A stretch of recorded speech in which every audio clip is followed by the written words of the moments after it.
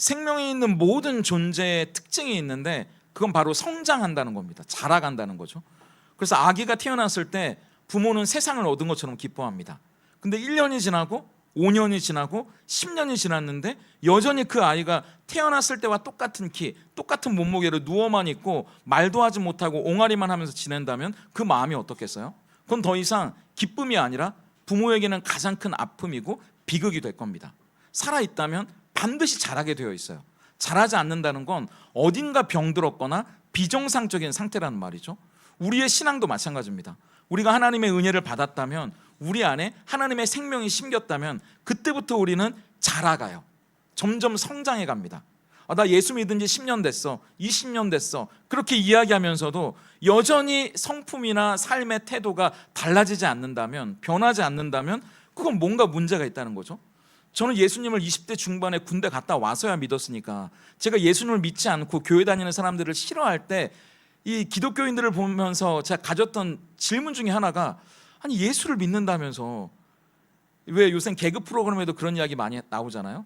은혜 받았다고 이야기를 하는데 이게 안 달라지는 거예요. 똑같아요. 예수 믿지 않는 나나 예수 믿지 않는 우리 아버지나 예수 믿는 저 교회 집사님이나 사는 건 별반 다르지 않아 보이는 겁니다. 그게 자꾸 교회를 나오라고 이야기는 하는데 교회 안 다니는 저로서는 이해가 잘 안 되는 거예요. 뭐가 다른 거지? 예수 믿는다고 뭐가 달라지는 거지? 그런 생각이 드는 겁니다. 그러니까 예수를 믿는다고 하면서도, 예수를 따라간다고 하면서도 여전히 자라지도 성숙하지도 못하는 모습, 그 모습이 하나님 보시기에 아픔이고 또 세상에 믿지 않는 사람들에게도 저와 같은 질문을 가지게 만드는 이유가 된다는 거죠. 근데 문제는 우리가 어떻게 하면 자랄 수 있느냐는 겁니다. 나도 잘하고 싶죠. 저도 목사로서 늘 하나님 앞에 기도할 때마다 여전히 성장하지 못하는 제 자신이 참 부끄럽고 성도님들에게 죄송하거든요. 어떻게 하면 잘할 수 있을까? 다른 종교들을 보면 뭔가를 열심히 해서 우리가 잘할 수 있다고 이야기합니다. 그래서 이것도 하고 저것도 하고 열심을 내고 어떤 것을 하면서 그렇게 우리가 성장해 갈 수 있다고 말하는데, 오늘 우리가 읽은 이 디도서는 우리가 어떻게 자라갈 수 있는지에 대해 좀 다른 이야기를 하는 거예요. 우리의 열심이 아니라는 겁니다. 한때 한국교회가 제자훈련이라는 열풍이 불었던 적이 있거든요. 너도 나도 제자훈련을 한다고 성경 공부반을 열기도 했고요. 근데 문제는 그렇게 제자라는 이름을 붙이고 수료했다고 수료증도 주는데, 정작 세상에서는 그 제자라는 사람들이 전혀 제자답지 않게 살아가는 거예요. 예수님 믿는 사람 맞아? 이런 삶을 살아가는 겁니다. 살면서 어떤 과장님이, 어떤 대리님이 나 교회 다녀. 그럼 역시 이런 좀 반응이 나와야 되는데, 나 교회 다녀. 그럼 교회 다녔어? 이런 반응이 나오는 거, 이건 뭔가 문제가 있는 거잖아요. 제자라고 하는데, 그래서 그렇게 살아가는, 그게 제 모습이고 여러분 모습이고 우리 모습이잖아요. 그렇기 때문에 이 제자 훈련에 대한 비판이 생기기도 했죠.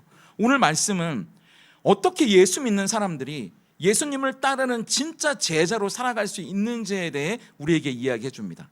그래서 오늘 말씀을 통해 세상의 방법과는 다른, 우리가 예수님을 믿고 어떻게 그분을 따르는 제자로서 우리의 삶이 달라지고 자라갈 수 있는지 오늘 좀 그 이야기를 나눠보면서 그렇게 자라가는, 그렇게 성숙해져가는 그런 제자가 바로 저와 여러분의 모습이 될 수 있기를 예수님의 이름으로 소망합니다. 첫 번째, 우리가 기억해야 할 것은 우리를 자라게 하는 건 우리의 열심이 아니라는 거예요. 우리의 노력이 아니라는 겁니다. 은혜가 우리를 자라게 해요. 그래서 이 은혜라는 말이 한자로 보시면 이렇게 되어 있어요. 은혜 은자에 은혜 해자거든요. 근데 이 은혜 은자를 보시면요, 한자 잘 아시죠? 위에 네모 안에 들어가 있는 게 뭐냐면 이게 원인할 때 인자거든요. 그 밑에 마음 심자가 있어요. 그러니까 내 마음에 깊이 새겨진 이유, 이런 뜻입니다. 이 은자는. 그래서 오늘 나를 잊게 한 사랑을 이야기해요. 그리고 뒤에 보면 은혜 해자잖아요. 근데 이 은혜 해자는 반대로 마음 심자 위에 이게 수레 거자, 수레 차자, 물레라고 이야기도 하는데, 마음 위에 물레가 있어서 나를 향해 끊임없이 물레질을 하는 거예요. 끊임없이 사랑을 베풀어주는 마음, 그걸 이야기합니다. 그러니까 나를 향해 끊임없이 사랑을 베풀어주는 누군가의 마음 때문에 오늘 내가 있다는 이 말이 한자로 은혜의 뜻이에요. 은혜 은자에 은혜 해자가 되는 겁니다. 근데 죄인인 우리에게 아무 조건 없이 그 사랑을 베풀어 줄 수 있는 사람이 누가 있겠어요? 부모님 빼고. 내 남편도 내 아내도 아니잖아요. 우리에게 그 끊임없는 사랑을 베풀어 줄 수 있는 분은 하나님이시죠. 그래서 이 은혜는 종교적인 단어입니다. 국어사전에 보니까 이 은혜를 그래서 신이 인간에게 베푸는 사랑 이렇게 되어 있더라고요. C.S. 루이스라는 유명한 기독교 학자가 기자가 이렇게 물어봅니다. 기독교가 다른 종교와 다른 독특한 지점이 있다면 그게 뭘까요? 라고 묻는데 이 C.S. 루이스가 한마디로 대답해요. Grace, 은혜입니다. 다른 종교는 뭔가 사람들이 하나님 앞에, 신 앞에 고행을 하거나 수도를 하거나 열심을 바치거나 노력을 해야 겨우 그 대가를 주는 건데 기독교의 하나님은 그렇지 않습니다. 직접 이 땅에 사람의 모습으로 오시기까지 말도 안 되는 사랑을 보여주신 분이 우리가 믿는 하나님이시기 때문이죠. 그 이야기를 하는 거예요. 맞아요. 은혜는 하나님이 인간의 모습으로 이 땅에 내려오실 만큼 우리를 향해 끊임없이 베풀어주는 사랑입니다. 우리가 받을 만한 자격이 없는데도 말이죠. 그런데 이 은혜는 우리가 잊지 말아야 할 건 단순한 선물이 아니라 능력이라는 사실이에요. 교회를 다니는 많은 분들이 나 은혜 받았어. 오늘도 예배 가운데 은혜를 받으시기 원하지만 대부분은 이 은혜 받았다는 말이 이런 뜻이에요. 내 감정이 뭉클했어. 뭔가 감동이 있었어. 모르던 걸 깨달았어. 뭔가 하나님이 내 감정을 건드리거나 내 지성을 건드렸을 때 우린 은혜 받았다고 이야기합니다. 맞아요. 그게 틀린 게 아닙니다. 은혜를 받은 거예요.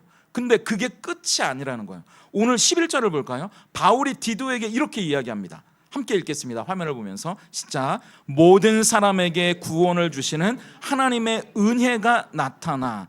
우리가 은혜를 받았다고 얘기하는데 여기에는 은혜가 나타났다고 이야기해요. 근데 이 나타났다는 헬라어가 무슨 뜻이냐면 태양이 떠오르다 이런 뜻입니다. 빛을 비춘다 이런 뜻이에요. 아직 감이 안 오신다고요? 조금 더 풀어서 얘기해 드릴까요? 적극적으로 개입한다 이런 뜻입니다. 여기서 나타났다는 말은. 그러니까 태양이 떠오르고 빛이 비춘다는 건 어둠을 그냥 두지 않는다는 말이거든요. 어둠 속을 뚫고 들어가서 그 어둠을 빛으로 밝혀버리는 거예요. 뭔가 일을 하기 위해서 적극적으로 개입한다는 뜻이 나타났다는 뜻이에요. 그러니까 하나님이 우리에게 주시는 그 끝없는 사랑이에요. 우리가 받을 만한 자격이 없는데 베풀어 주시는 그 은혜 말입니다. 그건 그냥 우리의 감정을 건드리고 우리의 지성을 살짝 아이디어를 주는 정도가 아니라 캄캄한 곳에 이 햇빛이 뚫고 들어오는 것처럼 갈피를 잡지 못하고 막막하게만 했던 우리의 삶을 뚫고 들어와서 우리의 인생 가운데 무엇인가 일을 하기 시작한다는 뜻이에요. 이 은혜가 말이죠. 어떤 일을 한다는 걸까요? 12절 같이 읽어볼까요? 함께 읽겠습니다. 시작. 우리를 양육하시되 경건하지 않은 것과 이 세상 정욕을 다 버리고 신중함과 의로움과 경건함으로 이 세상에 살고. 은혜가 나타나면, 은혜가 내 삶을 뚫고 들어와서 적극적으로 내 삶에 개입하기 시작하면 하는 일이 있는데 그게 바로 우리를 양육한다는 거예요. 우리를 자라게 한다는 겁니다. 이 양육한다는 말이 헬라어로 파이디오거든요. 파이디온 뭐 이런 어린이 성교회도 있잖아요. 단순히 이건 젖을 주고 밥을 줘서 키운다는 말을 넘어서는 거예요. 한 사람을 성숙한 시민으로 길러내기 위해서 그 당시 로마 그리스 사회에서 한 아이를 성숙한 시민으로 길러내기 위해서 가르치고 훈련하고 바로잡고 훈육하는 이 모든 과정. 그래서 이 양육한다는 말을 영어로는 트레이닝 이렇게 되어 있습니다. 우리를 훈련해 간다는 거예요. 그래서 기독교 작가인 필립 얀시의 책에 놀라운 하나님의 은혜라는 책에 보니까 이런 문장이 있는데 제가 읽어드릴게요. 은혜는 우리가 받을 자격이 없는 것을 주는 것이다. 하지만 은혜는 거기서 멈추지 않는다. 은혜는 우리를 그 은혜에 합당한 사람으로 빚어져 가게 만든다. 은혜는 우리가 받을 자격이 없는데 주시는 놀라운 사랑이거든요. 근데 그걸 받았다고 좋아하는 것으로 끝나는 게 아니라 받을 수 없는, 자격이 없는 나에게 주신 그 은혜만큼 내가 그 자격이 되도록 우리를 만들어가기 시작한다는 거예요. 그게 은혜의 놀라운 점입니다. 그래서 두 번째, 여러분 기억하세요. 우리의 열심, 우리의 노력, 어떤 종교가 아니라 은혜가 우리를 바꿔요. 은혜만이 우리를 바꿔낼 수 있습니다. 우린 자꾸 뭔가 내 의지로 바꾸려고 하거든요. 술 끊어야지, 화내지 말아야지, 소리를 높이지 말아야지, 스스로를 계속 채찍질해요. 잔소리하는 겁니다. 근데 여러분 그거 아세요? 당연히 아시겠죠. 잔소리나 채찍질로는 사람은 절대 변하지 않습니다. 근데 또 하실 거잖아요. 우리 껍데기는 바꿀 수 있어요. 근데 우리 중심은 못 바꿉니다. 이 잔소리가요. 여러분, 자녀가 잔소리로 된다면 잔소리 많이 하는 사람만큼 훌륭한 자녀가 되게요. 그래서 처음에는 하는 것 같다가도 어느 정도는 참다가 어느 정도는 참는 것 같다가도 이게 어떤 순간이 되면 폭발하는 거예요. 제가 어떤 드라마를 보는데 되게 재밌는 장면이 나오더라고요. 언니랑 엄마가 이 여자 주인공한테 자꾸 살 빼라고 잔소리를 하는 거예요. 근데 남자친구를 만났는데 남자친구가 살 좀 찐 것 같은데 살 좀 빼야지. 그래 하도 잔소리를 하니까 주인공이 다이어트를 해야겠다고 드디어 결심을 합니다. 근데 계속 다이어트를 하루 이틀 사흘 하는데 이게 살은 안 빠지고 삶의 의욕만 없어지는 거예요. 탄수화물도 못 먹고 밥도 못 먹고. 그러니까 나중에 화가 나서 여자 주인공이 폭주하기 시작합니다. 그래서 치킨 시키고 피자 시키고 스파게티 시키고 막 먹기 시작하는 거예요. 내가 뭐 하려고 이걸 하나. 엄마한테 등짝을 맞는 장면으로 이 드라마가 끝났거든요. 이게 자기 마음에서 우러나와 해도 힘든데 남이 시켜서 하는 거면 얼마나 힘들겠어요. 그게 또 얼마나 가겠습니까? 그게 또 행복하겠습니까? 근데 12절에는 은혜가 우리를 양육한다고 이야기하거든요. 이 말은 우리 밖에서 은혜가 잔소리를 한다는 얘기가 아니에요. 은혜가 그 하나님의 넘치는 사랑이 우리 안에 들어와서 일을 하기 시작한다는 겁니다. 내 열심이란 내 노력이란 내 의지가 일하는 게 아니고요, 그 은혜가 일하기 시작해요. 그래서 은혜가 우리 마음에 들어오는 거예요. 밖에서 때리는 채찍이 아니라 안에서 솟아나는 샘물처럼 말이죠. 사랑에 빠진 사람을 한번 생각해 보세요. 누가 시키지 않아도 여자친구 남자친구를 만나기 위해 왕복 4시간 거리를 차를 타고 갑니다. 제가 성경 공부하는데 우리 성도님 중에 한 분이 이 남편이 속이 안 좋다고 힘들어하니까 이 여자 성도님이 새벽같이 일어나서 도시락을 싸줬다는 거예요. 하루 이틀, 한 주, 2주를. 그러면서 우리한테 그 도시락 사진을 보여주는데 우리가 너무 감탄했거든요. 너무 예뻐가지고 하나도 아니고 2개씩 하루에. 근데 이게 누가 시켜서 한 게 아니잖아요. 누가 막 너 도시락 안 싸면 지옥 간다 막 이렇게 도시락 싸는 게 아니잖아요. 협박해서 되는 게 아니라고요. 아까 은혜가 어떤 말인지 한자로 풀어드렸는데 이 은혜가 헬라어로는 카리스예요. 근데 이 카리스라는 뜻이 뭐냐 하면 카라라는 말이 기쁨이거든요. 하나님의 넘치는 사랑이, 끝도 없는 사랑이 우리 안에 들어와서 우리를 기쁘게 만든다는 거예요. 뭘 하더라도 룰루랄라 기쁘게 그 일을 할 수 있는 힘을 주는 것, 그게 은혜라는 말입니다. 많은 분들이 제자라는 말, 제자 훈련이라는 말에 알레르기 반응을 보이는 이유가 있는데 아까 제가 얘기했던 것처럼 계속 몰아붙이기만 하는 것처럼 느껴지거든요, 이 제자 훈련이라는 게. 그래서 어떤 프로그램으로서의 제자 훈련에 대해서 한국 교회 안에서도 여러 비판이 있는 건 사실입니다. 근데 예수님을 따른다는 건요, 책상에서 뭘 암기한다거나 시험을 봐서 되는 게 아니잖아요. 의무감이나 종교생활, 우리의 노력이나 의지가 우리를 바꿔내는 게 아니라 은혜가 우리를 바꿔내는 거니까요. 그래서 진짜 제자는요, 은혜 앞에 자기를 세우는 사람이에요. 내 안에 있는 은혜가 뭔지 그 은혜를 살펴보는 사람이 진짜 제자입니다. 부끄러운 얘기지만 아들들이 다 그런 것처럼 저도 제 아버지가 참 이해 안 되고 싫었던 적이 굉장히 오래됐거든요. 제가 학부 때 상담을 전공했던 이유도 사실은 아버지 때문이었어요. 아버지에게 받은 상처나 이해되지 않는 아버지의 모습 때문에. 근데 제가 군대를 해군을 다녀왔거든요. 근데 해군은 이 군사훈련을 육군과 달리 마산에서 해병대랑 같이 받아요. 지금은 어떤지 모르겠네요. 근데 먼 거리니까 입대 전날 아버지랑 같이 내려갔거든요. 근데 이게 가족들도 아니고 불편한 아버지랑 같이 내려가니까 너무 어색한 거예요.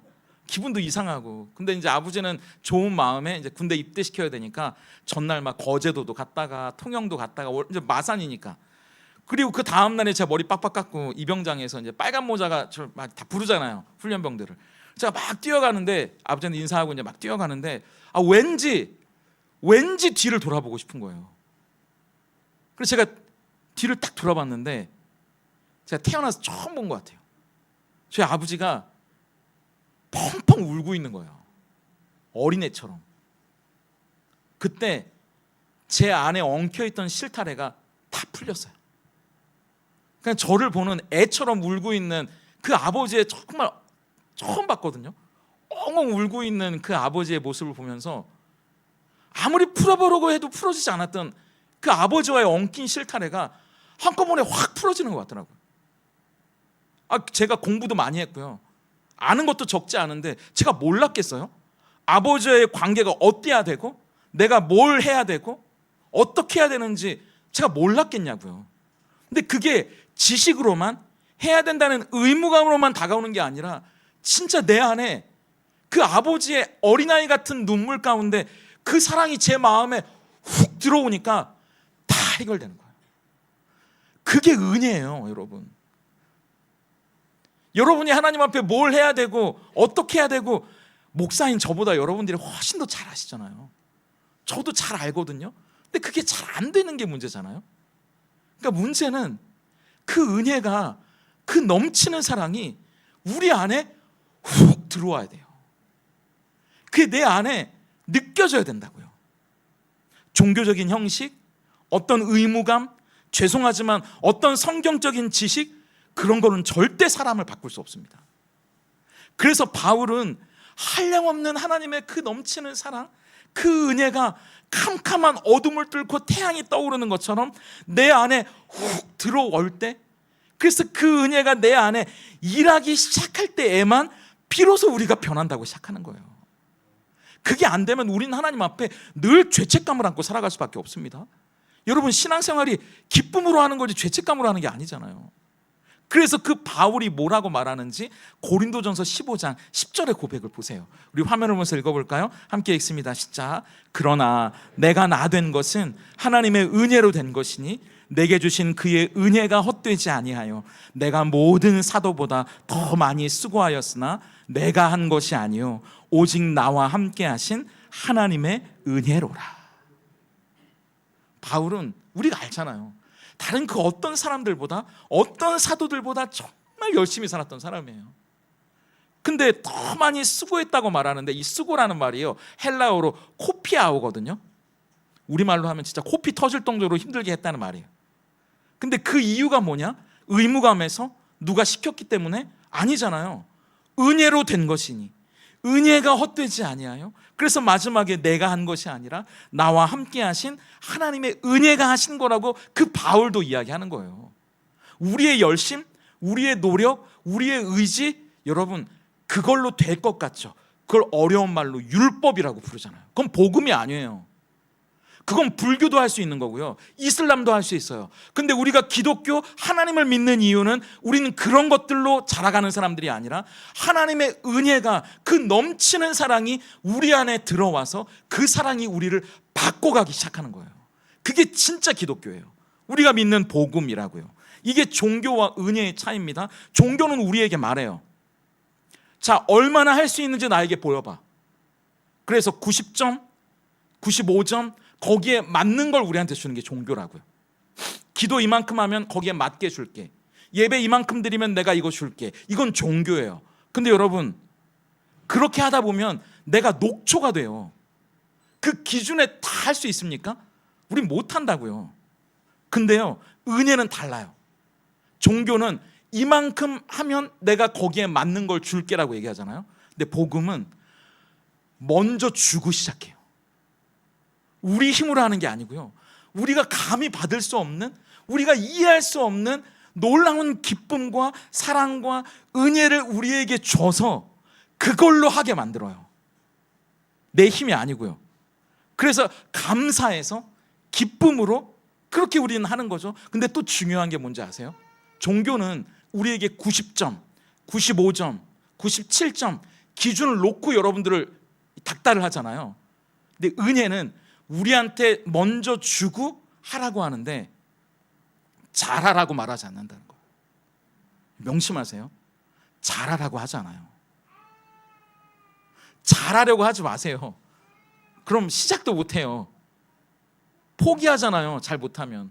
은혜는요, 우리에게 그걸 할 수 있는 힘과 기쁨과 사랑을 주고 시작하시는데, 더 중요한 건 잘하라고 하지 않고요, 계속하라고 말해요. 어려움이 있어도, 시험이 찾아와도, 상처를 받아도 나 안에 삐지고 멈추는 게 아니라, 은혜는 그걸 잘하는 게 아니라 계속하게 만들어줘요. 계속. 지치지 않게, 포기하지 않게 계속하게 한다고요. 한 걸음 한 걸음 가게 만드는 거예요. 그게 진짜 은혜가 하는 일이에요, 우리 안에서. 그래서 여러분, 제자는 그 은혜가 내 안에 사라지지 않도록 노력하는 사람이에요. 그 은혜가 내 안에 계속 있도록 끊임없이 그 은혜를 붙잡으려고 노력하는 사람이에요. 그 은혜가 나를 바꾸니까요. 노력하고 뭔가 애쓰고 이게 아니라 그냥 그 은혜를 붙잡기 위해 하나님 앞에 간절히 기도하는 사람이 제자라는 거죠. 오늘 우리를 움직이는 능력, 그 변화의 시작, 예수님을 따르고 닮아가는 그 삶이 내 열심, 내 노력, 내 의무감, 어떤 종교적인 형식이 아니라 하나님이 우리에게 부어주시는 놀랍고 큰 사랑, 감히 받을 수 없는 그 큰 은혜가 정말 우리의 마음 가운데 훅 들어와서 그 은혜가 그래, 좀 해볼까? 그래, 이렇게 살아야지. 그렇게 우리를 움직여가는 이 한 주의 시작이 될 수 있기를. 그래서 여러분의 이 한 주가 뭔가를 해야 한다는 의무감으로 시작되는 한 주가 아니라 하나님의 은혜가 우리를 어디로 이끌고자 하시는지 그렇게 작지만 한 걸음을 내디딜 수 있는 시작이 될 수 있기를 예수님의 이름으로 축복합니다. 그래서 두 번째, 은혜는 우리가 어떻게 살아가야 하는지, 우리가 인생을 살아내는 법을 가르쳐줘요. 은혜가 우리 안에 선생님이 되셔서 우리를 양육해 간다고 했잖아요. 근데 은혜가 우리 안에 가르쳐주는 필수 과목이 두 개가 있습니다. 하나는 버리기고요, 하나는 채우기예요. 그래서 첫 번째는 은혜는 버리는 법을 가르쳐줍니다. 12절 말씀을 같이 읽어볼까요? 함께 읽겠습니다. 시작. 우리를 양육하시되 경건하지 않은 것과 이 세상 정욕을 다 버리고 신중함과 의로움과 경건함으로 이 세상에 살고. 은혜가 우리 마음에 들어오면 제일 먼저 일어나는 일이 있는데 그게 거절입니다. 경건하지 않은 것과 이 세상 정욕을 다 버리고 이렇게 되어 있잖아요. 여기서 버리고라는 말은 원어로 보면 아주 단호하게 거절한다 이런 뜻이거든요. 노라고 말하는 거예요. 뭘 버리라는 거죠? 먼저는 경건하지 않은 것인데 이건 원어로 보면 하나님을 무시하는 태도입니다. 하나님 없이도 잘 살 수 있다고 생각하는 마음이에요. 그걸 버리게 된다는 거예요. 그리고 그 다음은 이 세상의 정욕인데 이건 세상의 욕심, 세상의 가치관 이런 뜻이거든요. 그러니까 하나님의 은혜가 내 안에 들어오면 그 은혜 안에 살게 되면 하나님 없이는 살 수 없게 된다는 거예요. 그래서 세상 것이 아니라 하나님이 기뻐하시는 것을 따라 살고 싶어하는 마음이 생긴다는 겁니다. 그렇지 않은 것들을 버리게 된다는 거예요.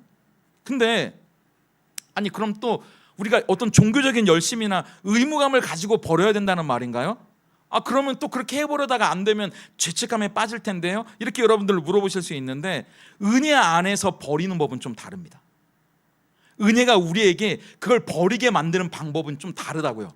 세상의 종교나 우리의 열심이 아니라 복음 안에서, 은혜 안에서 이걸 버리게 되는 방법은 이렇게 돼요. 팀 켈러의 내가 만든 신이라는 책에 있는데 여기 보면 우리가 만들어낸 신, 우리가 붙드는 세상의 우상을 6개로 이야기합니다. 뭐 돈, 성공, 권력, 사랑, 뭐 이런 여러 가지 것들, 그게 나쁜 게 아니에요. 근데 그 우상의 공통점들이 4가지가 있습니다. 팀 켈러가 이야기할 때 첫 번째는 우리에게 그게 안정감을 줄 것 같다는 거예요. 그리고 두 번째는 그게 사람들로부터 그게 있으면 인정받을 것 같은 행복을 준다는 거죠. 그리고 세 번째, 뭔가 내가 사람들에게 그래도 좀 난 이 정도 되지 군림하는 것 같은 기분을 줘요. 그리고 네 번째, 내 인생에 불확실한 것들이 사라지고 그것만 있으면 내가 뭔가 확실하게 내가 하고 싶은 대로 내 인생이 원하는 대로 될 것 같은 마음이 드는 겁니다. 그래서 돈, 성공, 사랑, 뭐 힘, 이 자체가 중요한 게 아니라 그걸 왜 가지려고 하냐? 이런 안정감, 사람들의 인정, 그리고 사람들 위해 군림하는 그런 마음들, 뭔가 내 인생의 불확실한 것들을 지워버리려는 마음, 그런 것들 때문에 돈이 있으면, 내가 성공하면 그것들이 좀 생길 것 같은 마음에서 우린 그걸 쫓는다는 거죠. 근데 정말 그걸 가지면 그렇게 됩니까? 돈을 가지면 안정감을 느끼고 내 인생이 확실해질 것 같으세요? 잠깐은 그렇겠죠. 그럼 다시 물어볼게요. 그 돈이 사라지면요? 그 주식이 갑자기 계속 하한가를 치면요? 성공하면 사람들이 나를 무시하지 못하고 인정해 줄 것 같고 뭔가 기분이 좋을 것 같으세요? 그럼 그 성공이 사라지면요? 여러분들이 그 직장에서 퇴직하시면요? 아니, 그 성공을 영영 이루지 못하면 여러분은 계속 무시받는 인생이 되는 겁니까? 인정받지 못하는 건가요? 그래서 그건 우리 마음이 그럴 것 같은 거고 세상에 만들어내는 환상에 불과하다는 거예요. 그래서 복음은 그것들이 나쁘다고 얘기하는 게 아닙니다. 돈, 성공, 사랑, 이게 나쁘다고 얘기하는 게 아니라 우리가 그걸 왜 가지려고 하는 걸까? 아까 얘기했던 안정감, 인정받고 싶은 마음, 뭔가 불안한 마음을 덜어버리고 싶은 마음, 그것 때문에 그걸 붙잡으려고 하는데, 은혜는, 복음은 그게 나쁜 게 아니라 그게 줄 수 없는 진짜 안정감과 인정과 사랑과 행복을 줄 수 있는 분이 있다고 얘기해 준다는 거예요. 그게 바로 예수님이라고 이야기하는 거죠. 돈을 벌지 마세요, 뭐 성공하지 마세요, 이게 아니라, 그게 다가 아니라 그게 줄 수 없는 것들을, 더 좋은 것들을 예수님이 주신다고 말하는 거예요. 그래서 예수님은 우리가 사나운 풍랑이 있는 배 안에서도 안정감을 느끼게 해주잖아요. 그래서 지난주 유튜브를 보는데 영화배우 하정우 씨가 코미디언 이경규 씨랑 대화하는 쇼츠가 있더라고요. 그래서 이렇게 눌러봤는데 뭔가 이렇게 내 삶을 지탱하는 비결이 뭡니까? 이런 질문이었거든요. 제가 궁금해가지고 딱 눌러봤더니 하정우 씨가 크리스찬이더라고요. 이렇게 이야기하는 거예요. 나는 내 삶을 지탱해 주는 게 있습니다.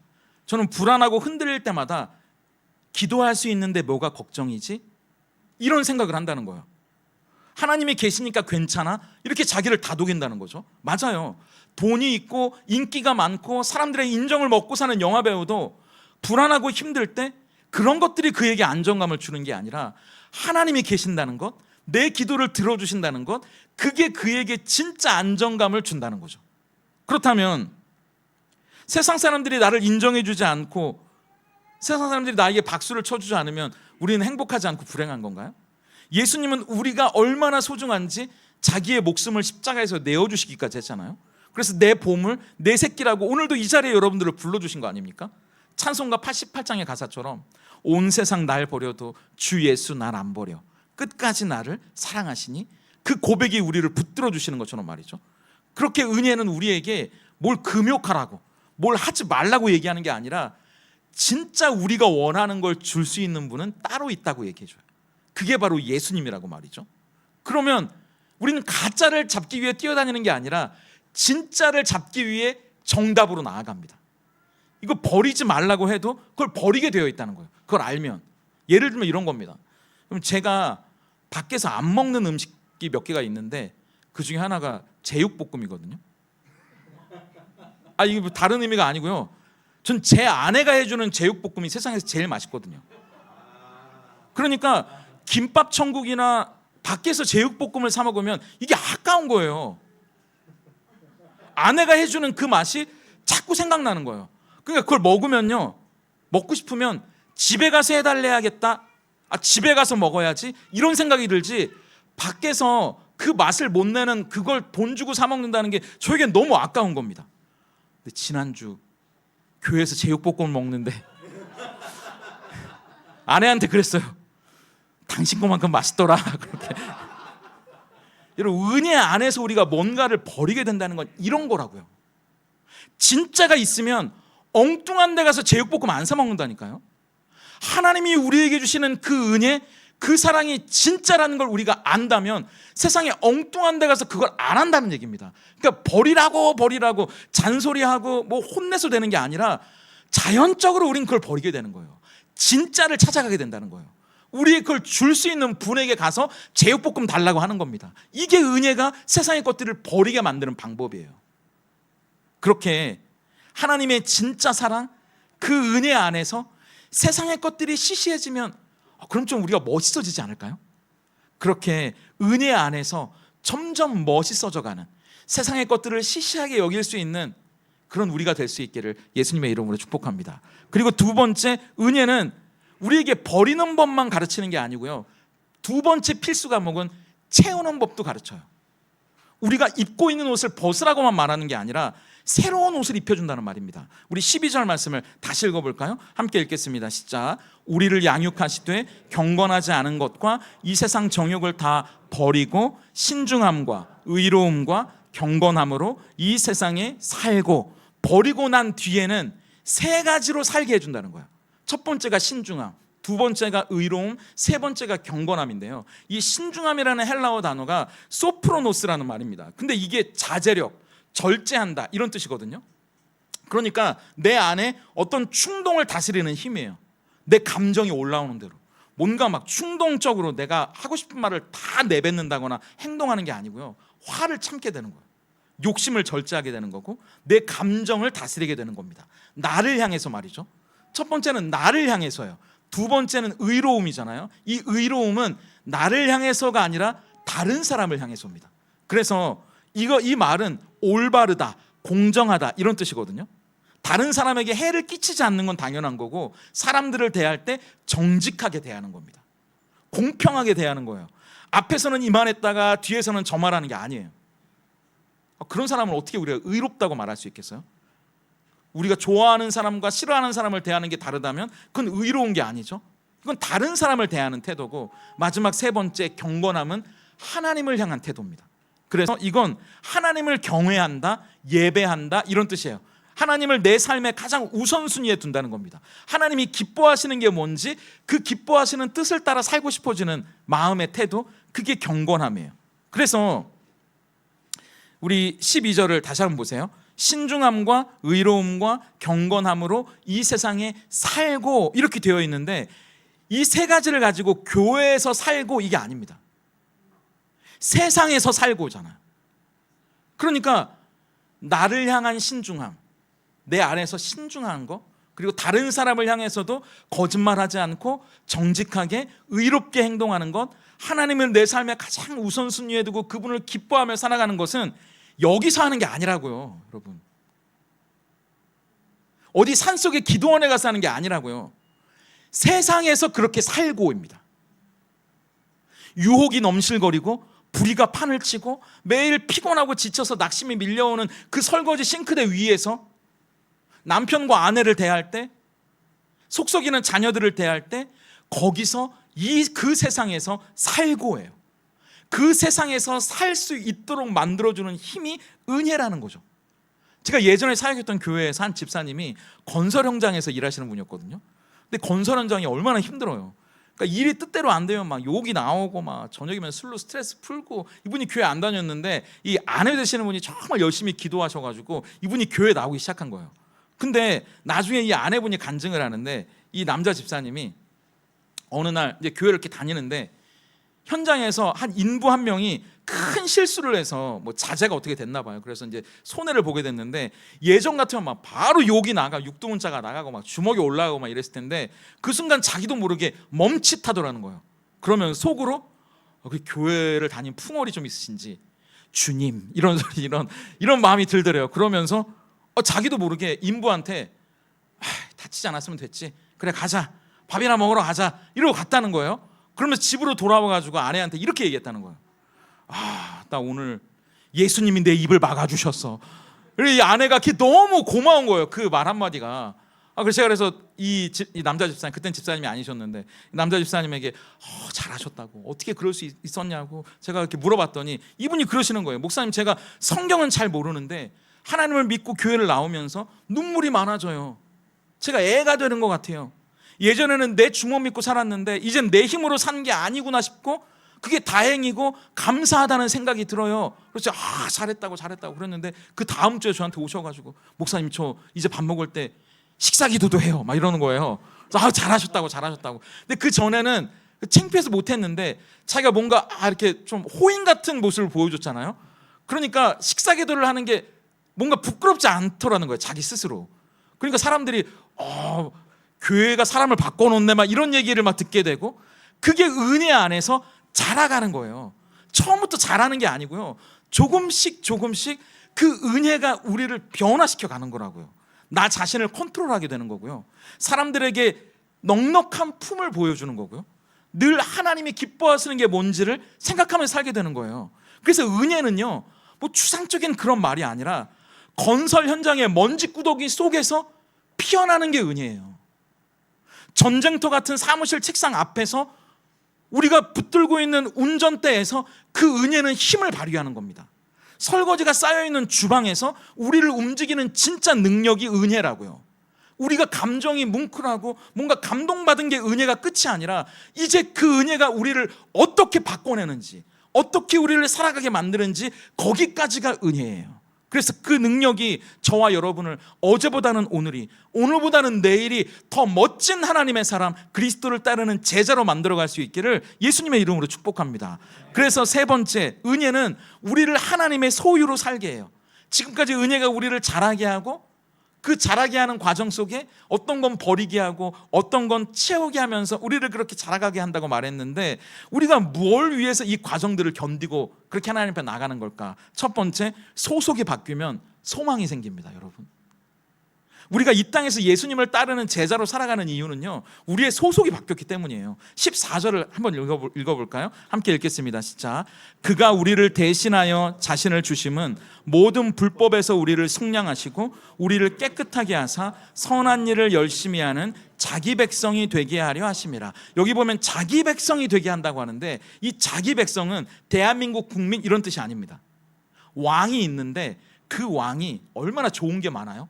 근데 좋은 게 많은 중에서 특별하게 애지중지하는 보물이 자기 소유라는 말이에요. 그러니까 하나님이 수많은 세상 사람들 중에 특별히 애지중지하는 당신의 백성으로 우리를 부르셨다는 말입니다. 우리의 소유가 달라졌다는, 우리가 세상의 소유가 아니라 하나님의 소유가 됐다는 거예요. 그래서 뭐 축구공이라도, 똑같은 축구공이어도 마트 진열대에 있으면 3만 원 정도밖에 안 하지만, 손흥민 선수가 한번 자기 사인을 하면 뭐 몇십만 원, 몇백만 원이 되는 것처럼 우리가 누구에게 붙들려 있느냐, 누구의 것이 됐느냐가 그렇게 우리의 가치를 바꾼다는 거죠. 그래서 우리 13절도 같이 읽어볼까요? 그렇게 소속이 바뀐 사람들이 이렇게 고백합니다. 13절 시작.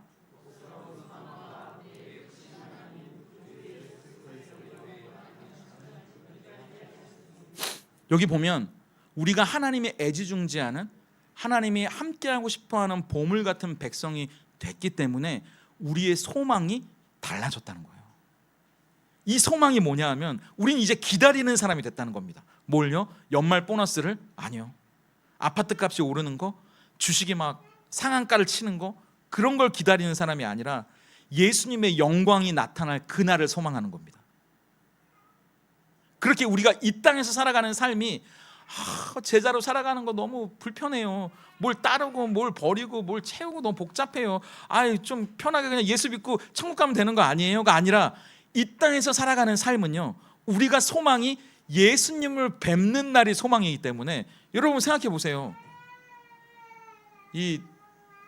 여러분이 친하지 않은 사람을 만나면 왠지 불편하지 않으세요? 근데 친한 사람을 만나면 그 시간이 그냥 편하죠. 3시간이고 4시간이고. 만약 저랑 오늘 새로 오신 분이랑 제가 막 밥 먹으면서 우리 같이 밥 먹자고 하면 얼마나 부담되겠어요. 어떤 핑계를 대면서 피하실 거 아니에요. 근데 여러분 생각해 보세요. 우리가 예수님을 믿고 예수님을 보게 될 그날이 진짜 온다면, 근데 이 땅에서는 예수님과 전혀 친하게 지내지 않았어. 그럼 거기 가서 얼마나 뻘쭘하겠어요. 예수님 만나면. 여러분 막 천국이라 좋겠어요? 얼마나 뻘쭘하겠어요. 그 빛이 뻘쭘하고 막 뭘 해야 되지 내가, 막 예수님 계속 나한테 말을 거는데 나는 할 말도 없고. 그러니까 이 세상은요, 그 예수님과의 추억을 쌓아가는 시간이라고. 예수님과 함께 살아가는 거예요. 그분을 만났을 때 그 시간이 깊어지면 깊어질수록 더 기쁜 거예요. 천국에서 더 행복한 거예요. 우리의 소망이 달라지는 거예요. 근데 제 고등학생 때 1992년 세상을 떠들썩하게 했던 휴거 열풍이 있었습니다. 여러분도 기억나시죠? 그때 제가 저거 봐, 그래서 교회는 다니면 안 돼, 막 그때는 그 교회가 이 교회인지 잘 몰랐을 때니까. 근데 뉴스에서 그 목사님이라는 분을 인터뷰하는 거예요. 제가 보면서 지금도 기억이 나요. 근데 성도들은 다 세간살이 팔아가지고 헝금하게 만들었거든요. 이제 하늘로 올라갈 거니까 다 필요 없다고 다 이제 막 내놓으라고 막 이렇게 했죠. 근데 본인은 좋은 차 타고 좋은 집에서 하나도 처분을 안 한 거야. 그래서 기자가 물어봤어. 당신은 왜 그러시죠? 그랬더니 이분이 아주 막 이렇게 거룩한 얼굴로, 나는 성도님들을 다 하늘로 올려보내고 난 뒤에 할 일이 많이 남아있기 때문에 나중에 가야 됩니다. 그러는 거예요. 그걸 보면서 고등학생인 제 입에서 3글자가 나오더라고요. 사기꾼. 예수 안 믿던 저에게, 교회 싫어하던 저에게, 저 사기꾼. 그렇게 좋은 데면 본인이 제일 먼저 가고 싶어 하는 거 아닙니까? 근데 예수님을 그렇게 안 믿던 제가 목사가 됐고, 벌써 저도 헤아려 보니까 아직 100명까지는 안 되지만 수십 명의 성도님들을 하늘나라로 보내드렸어요. 제 손으로 장례하고 거기에 안수하고. 제 나이도 어느새 50이 넘었거든요. 이제 이 땅보다 저 하늘이 더 궁금해져요. 그래서 최대한 이 땅에서 깔끔하게 살다 가고 싶어요. 그리고 그 나라가 이제 막연한 게 아니고요, 점점 구체적이 돼가는 것 같아요.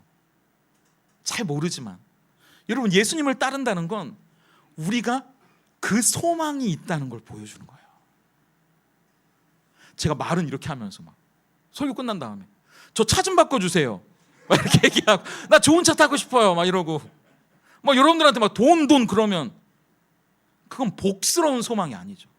그걸 우린 가짜 소망이라고 불러요. 그리고 고등학생인 제 입에서 나왔던 세 글자를 여러분이 하지 않으시겠어요? 사기꾼. 은혜는요, 우리가 진짜 뭘 소망하는 멋진 사람인지를 보여주는 거예요. 세상의 사람들이 똑같이 갖고 싶어하는 그걸 나도 가져보겠다고 아둥바둥 예수 믿는 우리이지만, 또 누군가의 옆구리를 찌르고 누군가의 어깨를 밟고 올라서서 그렇게 세상과 악다구니하면서 어떻게든 그걸 가져보려고, 예수 믿는 사람이나 안 믿는 사람이나 똑같은 삶을 살아가는 게 아니라 우리는 이 땅에 소망이 있지 않고 저 하늘에 진짜 소망이 있다는 것, 그걸 우리의 삶으로 보여주는 것, 그게 멋진 우리의 삶이라는 것을 그렇게 나타내는 것, 그게 은혜가 하는 일이라고요. 그래서 이 소망은 복스러운 소망인 거예요. 행복한 소망인 거예요. 우리가 받을 수 없는 그 사랑을 이 땅에서 받고 살아간다는 거, 세상에 것이 좀 없어도 그 사랑이 내 안에 있으니까 우리는 그 사랑으로 한 걸음 한 걸음 나아갈 수 있다는 것, 이 세상에서 우리가 누릴 수 있는 것이 좀 없어도 우리가 장차 소망하게 될 그 장엄하고도 찬란한 그 나라에서 우리가 감히 상상할 수 없는 그 소망을 누리게 될 거라는 것, 그것으로 이 땅에 좀 아쉬움과 섭섭함을 묻어둘 수 있는 것, 그게 진짜 예수 믿는 사람 아닙니까? 그게 진짜 하나님이 있다는 걸 아는 사람 아니겠어요? 그게 진짜 목사인 제가 살아가야 하는 삶이고 성도인 우리가 살아가야 하는 삶이잖아요. 이 땅이 다가 아니라는 거, 저 하늘의 찬란한 소망, 그 복스러운 소망이 있다는 걸 보여주는 사람들, 그게 바로 은혜로 사는 사람들이에요. 그래서 예수님을 따르는 사람은 선한 일을 억지가 아니라, 의무감에서가 아니라 기쁨으로 하고 싶어지는 겁니다. 우리 14절을 같이 읽어볼까요? 함께 읽습니다. 시작. 그가 우리를 대신하여 자신을 주심은 모든 불법에서 우리를 속량하시고 우리를 깨끗하게 하사 선한 일을 열심히 하는 자기 백성이 되게 하려 하심이라. 여기서 열심이라는 단어가 뜨거운 열정, 불타는 마음, 이런 뜻이에요. 마지못해서 억지로 누가 시켜서가 아니라 기쁨으로 하는 거죠. 자발적으로 하는 거예요. 감사해서 하는 거예요. 노래 부르면서 하는 겁니다. 그 은혜가 너무 고마워서 말이죠. 예수님의 그 사랑이 얼마나 큰지, 그 사랑 앞에 날마다 눈물 짓고 그 사랑으로 감격하는 사람은 그걸 기쁨으로 감당한다는 거예요. 억지로가 아니라, 사람들에게 인정받기 위해서가 아니라, 값없이 우리를 구원해 주신 그 은혜가 너무 커서. 그래서 저는 이 말씀을 준비하면서 제 자신에게 먼저는 저 스스로에게 적용하면서, 아, 이걸 나뿐만 아니라 우리 성도님들과 함께 나누면 좋겠다라는 생각이 들어서 여러분들에게 도전하려고 합니다. 이제 다다음 주 수요일부터 우리가 사순절이 시작되잖아요. 부활절을 앞두고 이 40일의 기간 동안 아까 말씀드린 대로 우리가 경건하게 이제 십자가의 은혜를 묵상하면서 보내는데, 보통은 금식도 하고 TV도 뭐 안 보고 뭐 드라마도 끊고 뭐 요새 뭐 탄소 금식이 뭐 이런 것도 한다고 하더라고요. 근데 우리가 이 40일의 시간 동안 은혜 안에서 자라가 보면 어떨까, 이런 생각이 드는 겁니다. 우리 안에 있는 그 십자가의 사랑이, 그 십자가의 은혜가 진짜라는 것, 우리가 날마다 그 앞에 우리의 영혼을 세운다면 그 은혜가 우리를 어떻게 자라게 하는지를 함께 나눠보면 어떨까, 그런 생각이 드는 거예요. 그래서 영적인 성장은요, 하루아침에 만들어지는 게 아닙니다. 우리 우주가 이제 조금씩 걷고 옹알이를 막 하고 이러거든요. 근데 제가 갑자기 막 어느 순간 다음 주에 왔더니 어머니 아버지 막 이러고 목이 마릅니다 이러지 않는다고요. 조금씩 자라가는 거예요. 마찬가지예요. 매일의 작은 반복이 거룩한 습관이 되고 그 습관이 우리의 삶이 돼요. 그 삶이 그럼 달라지는 거예요. 처음엔 작은 반복 같지만 그게 나중에 큰 변화를 만들어낸다고요. 그게 은혜가 우리 안에 사는 일이거든요. 그래서 은혜는 그 작은 선택들을 아까 말했잖아요. 잘하라고 하는 게 아니라 계속하게 만들어준다고요. 이 작은 선택들을 지치지 않고 해나갈 수 있도록 그렇게 우리를 도와준다면 우리가 그 연습들을 해보자는 거죠. 그래서 아까 은혜는 새로운 것을 채우는 힘이라고 했잖아요. 이 40일을 우리 안에 새로운 습관들을 만들어가는 시간으로 삼아보는 겁니다. 그래서 아까 세 가지 말씀드렸죠. 신중함과 의로움과 경건함이 나를 향해서, 다른 사람을 향해서, 하나님을 향해서라고 말했잖아요. 그래서 우리가 이 습관을 세 가지를 만들어 보는 겁니다. 2월 18일부터 당장 오늘부터 아니니까 급하게 생각 안 하셔도 돼요. 다음 주도 아니에요. 다음 주인가? 맨날 다음 주 18일부터니까. 그래서 첫 번째 습관은 여러분 생각해 보세요. 나 자신을 위한 습관입니다. 그래서 거창한 게 아니에요. 건강을 위해서 운동을 꼭 30분 한다. 이런 거예요. 9시 전에 잔다. 이런 거. 화를 내기 전에 꼭 하나님을 3번 부른다. 뭐 이런 거. 뭐 단순해 보이세요? 이 작은 반복이 큰 변화를 일으킨다니까요. 두 번째는 다른 사람을 향해 내가 어떤 습관을 만들어갈 수 있을까? 남편에게, 아내에게 사랑한다는 말을 하루에 꼭 한 번씩 해본다. 원수 같지만 안아준다. 이런 거. 이 작은 반복이 큰 변화를 이뤄낼 거라니까요. 그 작은 반복이 습관이 되고 그 습관이 삶이 되면 우리의 삶에 하나님이 이루어 가실 이 변화가 어떤 변화일지 우리가 꿈꾸고 기대해 보는 거예요. 그리고 세 번째는 하나님을 향한 습관이에요. 하루에 일어나자마자 유튜브를 본다가 아니라 물론 바이블 118고 이런 건 보셔도 돼요. 오늘 기도 이런 건 보셔도 돼요. 근데 다른 거가 아니라 일어나자마자 말씀을 가까이 한다라든지 하루에 10분은 꼭 기도해 본다라든지 성경을 한 장 읽는다든지 아니면 필사해 본다라든지 그러니까 나 자신을 위해서 다른 사람을 향해서 하나님을 향해서 이 세 가지의 습관을 하나씩만 정하시는 거예요. 하나씩만. 이 작은 습관들을 40일 동안 해보는 겁니다. 모이면 그게 우리의 삶이 될 거고요. 이 작은 반복이 커다란 변화를 만들어낼 거예요. 그게 은혜 안에서 자라가는 우리의 시작이 될 겁니다. 그래서 오늘 테이블에서는요, 다른 거 나누지 마시고요, 이걸 한번 나눠보세요. 내가 어떤 습관을 나 자신을 위해서는, 다른 사람을 향해서는, 하나님을 향해서는 뭐 지금 생각이 나면 얘기하셔도 되고 생각이 안 나면 그냥 기도 제목 나누셔도 되고. 그런데 어쨌든 오늘 끝나면 다음 주에 뭐 설 때문에 못 오시는 분들도 있으니까 톡방이 있는 테이블도 있고 카톡방이 없는 테이블도 있겠지만 톡방을 만드시는 거예요. 그래서 2월 18일 수요일 전에는 모두가 다 이 세 가지의 습관을 한번 정해보는 겁니다. 그리고 톡방 안에서 격려해 주는 거예요. 아침에 일찍 일어났어요. 와, 잘하셨다고. 오늘 정말 이를 악물고 남편을 안아줬습니다. 그럼 잘하셨다고 막 친절하게 얘기했어요. 그럼 잘하셨다. 말씀 한 장 읽었어요. 그럼 격려해주고 응원해주고. 그게 의무가 아니라 우리 모두의 기쁨이 되는 거고요. 우리 모두의 행복이 돼보는 거예요. 이 40일 동안 말이죠. 그냥 예수님의 십자가를 묵상하면서 나쁘다는 게 아니라 맨날 뭐 굶고 막 이런 거 이제 멈추시고, 우리도 자녀가 행복하게 사는 걸 원하잖아요. 예수님이 십자가에서 주셨던 그 사랑이 우리가 어떤 멋진 삶을 살아가게 하기 위해 주셨는지 그걸 생각해 보는 거예요. 자꾸 지나가는 걸 물레 돌리듯이 회개하고 또 회개하고 또 회개하는 시간이 아니라 앞으로 어떤 멋진 삶을 살아갈지 그 사랑이 아깝지 않도록 그 사랑에 합당한 멋진 삶을 우리가 꿈꿔보는 겁니다. 그래서 저는 이 말씀을 준비하면서 마지막으로 고린도후서 5장 14절과 15절이 자꾸 제 마음에 떠오르는 거예요. 우리 같이 14절 먼저 읽어볼까요? 시작. 그리스도의 사랑이 우리를 강권하시는도다. 우리가 생각하건대 한 사람이 모든 사람을 대신하여 죽었은즉 모든 사람이 죽은 것이라. 우리를 그렇게 살아가게 해주는 힘은요, 억지, 의무, 그냥 해야 된다는 당위 이런 게 아니라 예수님의 사랑이래요.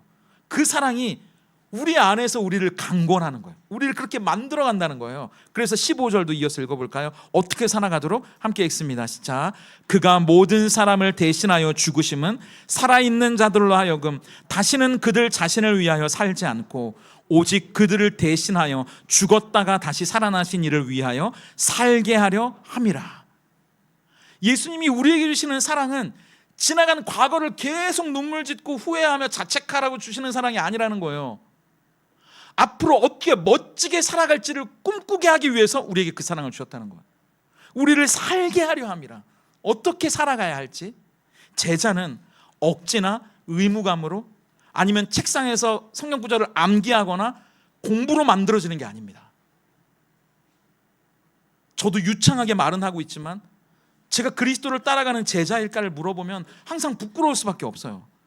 제자는, 그리스도를 따르는 진짜 예수 믿는 사람들은 하나님의 넘치는 사랑, 그 은혜 안에서 자라가는 거예요. 그 은혜가 저를, 여러분을 가장 멋진 하나님의 걸작품으로 완성해 가실 겁니다. 물론 당장 아니겠죠. 점점 완성되어져 갈 거예요. 그러니까 포기하지 마세요. 낙심하지도 마시고요. 그렇게 우리는 서로를 응원하고 격려하면서 거기까지 가는 거예요. 은혜가 우리를 포기하지 않게 하니까요. 낙심하지 않게 하니까요. 그래서 더 이상 은혜라는 말 뒤에 숨어서 게을러지는 것이 아니라 은혜 안에서 기쁨으로 더 하나님을 소망하고 하나님이 원하시고 기뻐하시는 그 삶을 살아가기 위해 한 걸음 한 걸음 나아가는, 그렇게 어제보다는 오늘이, 오늘보다는 내일이 그렇게 달라져가는 저와 여러분, 멋져져가는 우리가 될 수 있기를 예수님의 이름으로 축복합니다.